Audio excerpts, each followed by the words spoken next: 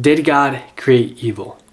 This question is something that people have wrestled with and is probably one of the biggest reasons why people don't believe or even follow God. If an all-knowing, all-powerful, and all-good God allows evil, or even maybe himself creates evil, well then why would anyone believe or follow him? Habakkuk says in his own prophecy, "O Lord, how long shall I cry, and you will not hear? Even cry out to you violence, and you will not save." Habakkuk 1:2. The problem of evil and God's character seem to be at odds against each other, a contradiction. Is it? Is this a fatal flaw in theism? Let's find out and take a deeper look inside apologetics.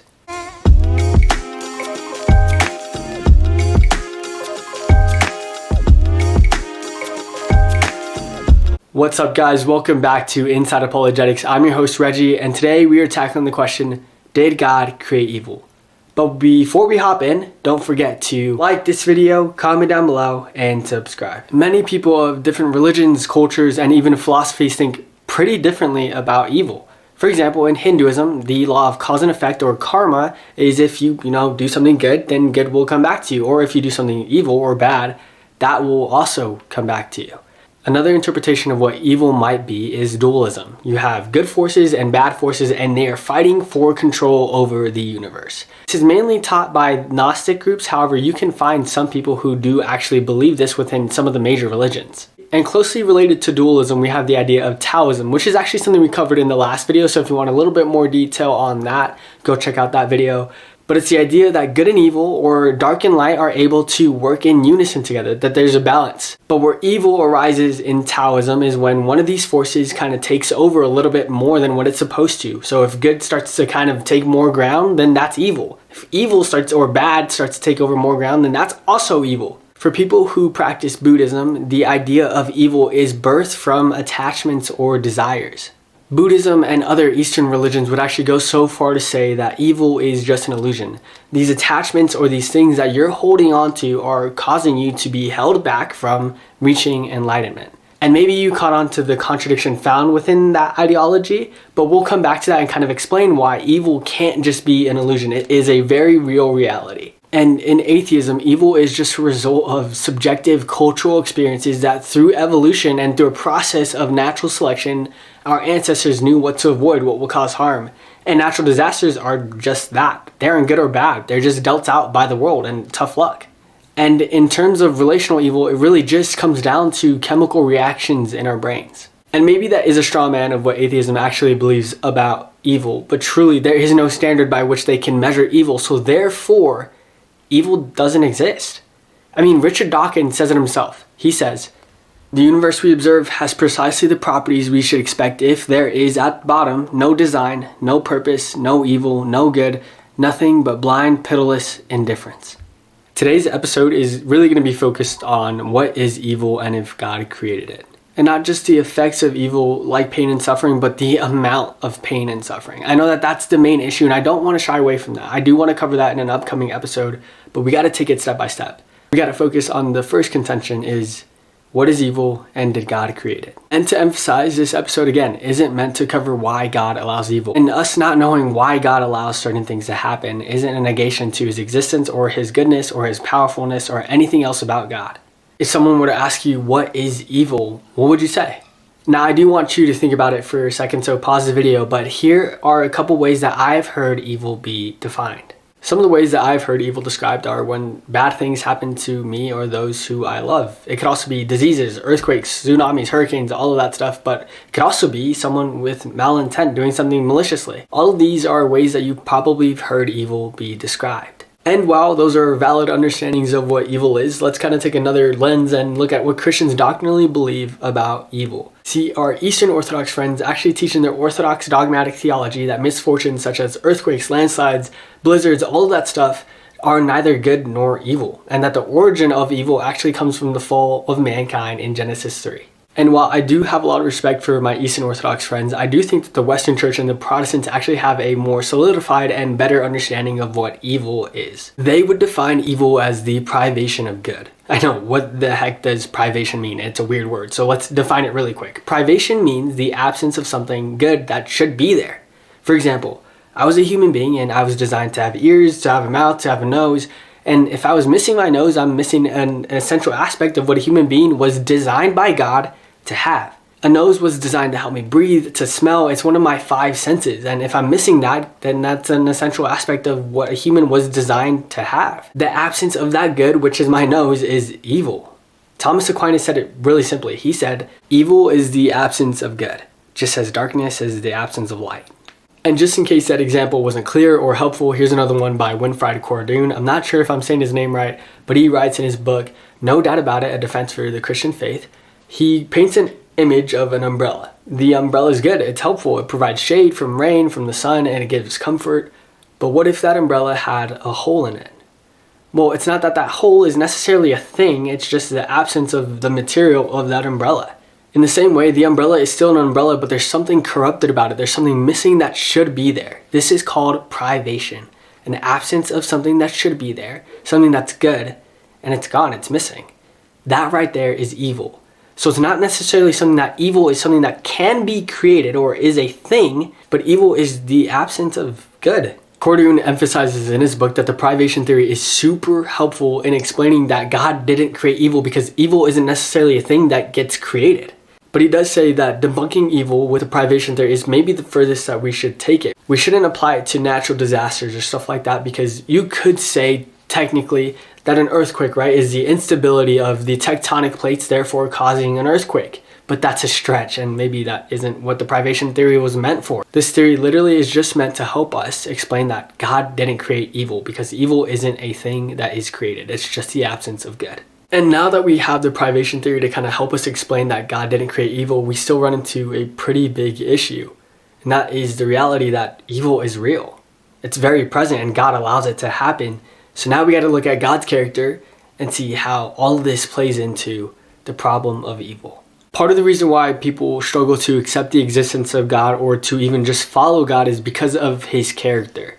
God is all-knowing, all-powerful, and all good. And of course, there are other aspects to who God is. However, these are the ones that come into question when dealing with the problem of evil. It seems to be this circular argument. Well, yes, God is all good, all powerful, all knowing, but evil still exists. But God isn't evil, nor did he create evil. And it just seems to go in this circle, this cycle that we can't break out of. We know what evil is and we know what it does. It's here to steal and to corrupt. And it is the absence of good when it should be present. It does cause pain and it does cause suffering and it does taint what creation was meant to be. And I'll say this, anyone claiming to know the reason for each individual, personal, or natural evil that occurs is greatly mistaken. This is an area in which we have to choose to trust God or not. And I know that doesn't really sound appealing, especially to those who are on the fence about the existence or whether to trust God or not. And to help with that, I want to show you why the problem of evil isn't actually an argument against God, but actually is an argument for the existence of God. If you remember earlier in the video, I said that Eastern religions actually believe that evil is just an illusion. I'm going to show you why this collapses on itself. Because if you don't let go of your desires or your attachments, well then you're only harming your progress in reaching enlightenment. Now, do you see it? If you are harming or preventing yourself from reaching somewhere you should be, well then evil isn't an illusion. It's a really real thing. Now, to push this point a little bit more, some atheists are actually going to say, well, God doesn't exist. At least your God doesn't exist because of the evil that is in the world. Well, I'd have to ask, where are you getting this understanding of evil from? Like, what are you measuring evil based off of? What is your worldview or what is your standard for evil? For the Christian, it's easy to say. C.S. Lewis, though, was raised in some form of religion, actually ended up becoming an atheist and then eventually became a Christian based off of this understanding or this wrestle with evil. This is what Lewis had to say after realizing evil wasn't an argument against God, but for God. He said, "My argument against God was that the universe seemed so cruel and unjust. But how had I got this idea of just and unjust? Man does not call a crooked line unless he has some idea of what a straight line is. What was I comparing the universe with when I called it unjust?" Simply put, the atheist actually has no grounds to even speak about evil because if they're logically consistent in their ideology, well then evil doesn't exist. So why are you bringing it up? For the Christian, it's easy to say. God set a standard, and that standard is his character. God is good. And if you are absent of that goodness, well then it falls short and by definition is evil. And I've also heard people say, well, evil things create good things, such as a dangerous situation creates bravery and creates courage, and a hopeless situation creates hope.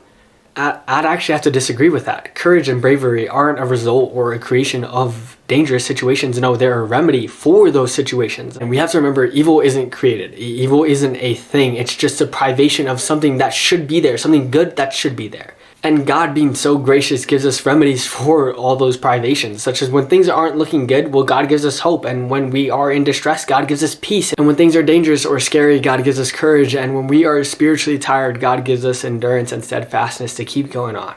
And all of these things are super amazing, and a part of that gift that comes from the gospel, not for us to make it to heaven, but to be reconciled with God, to be with God. And while all of that is amazing and should be the delight of our life and something we abide in, it still doesn't answer that question, well, why does God allow evil? Why does he permit evil? Sometimes, retrospectively, you might be able to tell the purpose in which suffering occurred in your life.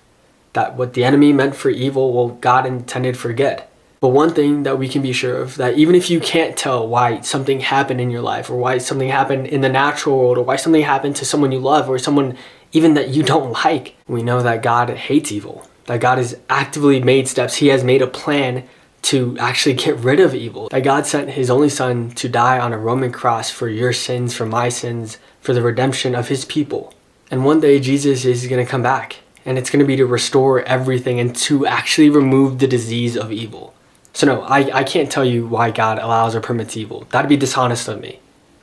What I can tell you is that God cares about it way more than we do. So much so that he sent his son to die to restore everything. Before the fall in Genesis 3, we know that Adam and Eve had free will. They weren't enslaved to sin the same way that we are, that needed Christ to come and die for our sins, to set us free, to redeem us from sin. But they chose to eat from the tree of the knowledge of good and evil. But God didn't have to put the tree in the garden. In fact, even if he hadn't, it wouldn't be limiting Adam and Eve's free will. But I think R.C. Sproul says it really well when he explains why the tree was put in the garden. The tree was placed there as a reminder that man was never to be autonomous. He was to live by every word that proceeds from the mouth of God. This right here shows the dependence that we need to have on the Lord, to trust him even in things that we don't understand fully. And you might say, well, Adam and Eve didn't have to suffer the same way that we do now in this world. Well, how much more so should we be dependent on him even now, especially when we really don't understand why certain things happen? Still doesn't mean that God isn't all good, all powerful, all knowing, and all present in our lives.